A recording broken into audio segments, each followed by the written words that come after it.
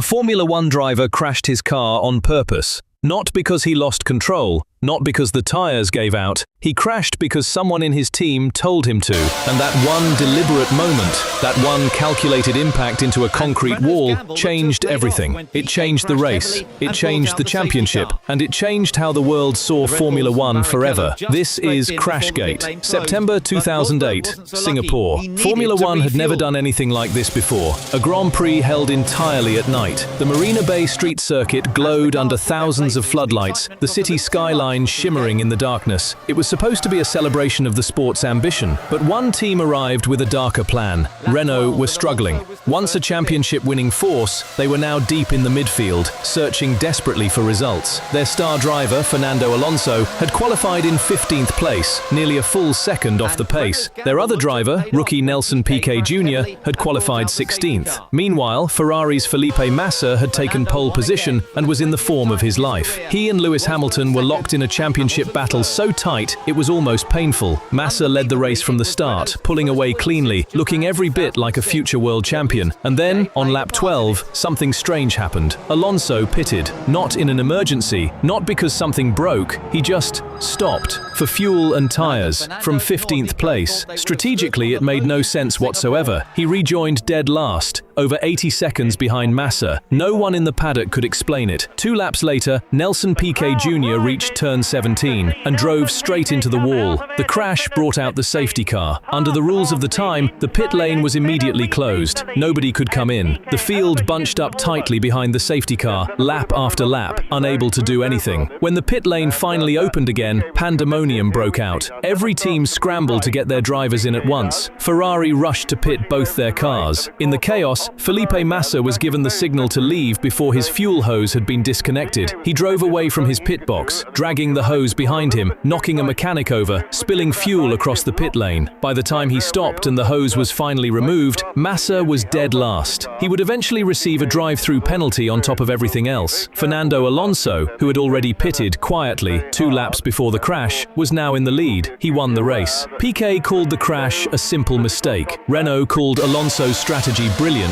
The sport moved on for almost a year. In the summer of 2009, Renault dropped Piquet from the team. He hadn't scored a single point all season, but Piquet did not go quietly. He went to the FIA and he told them everything. The crash wasn't an accident, it was ordered. Team principal Flavio Briatore and engineering director Pat Symonds had instructed Piquet to hit the wall at a specific corner, at a specific moment, to trigger the safety car and hand the race to Alonso. The FIA investigation was swift and damning. Renault admitted the conspiracy. The World Motorsport Council found that Briatore, Symonds and Piquet had conspired to manipulate the result of a Grand Prix. Briatore was banned from Formula One. Symonds was suspended for 5 years. Renault received a suspended disqualification, spared only because they had cooperated and because Briatore and Symonds had already left the team. Piquet himself faced no penalty in exchange for his testimony. As for whether Fernando Alonso knew, no investigation ever proved it. He was never charged. But here is the detail that makes Crashgate impossible to forget. At the end of the 2008 season, Felipe Massa lost the World Championship to Lewis Hamilton by a single point. 1 point. The championship was decided on the very last lap of the very last race of the year, and Massa, who had led Singapore so comfortably, who had been on his way to winning that night, lost it all in a pit lane that had been deliberately turned into chaos. He never won the title. He never came that close again. Crashgate was not about a dangerous corner or a mechanical failure. It was a decision made by men in suits behind a pit wall in the dark of a Singapore night. And that is the most unsettling thing about it, because in Formula One, we spend years watching drivers risk their lives at 200 miles per hour. But sometimes, the most dangerous decisions aren't made at the wheel. They're made in the shadows, quietly,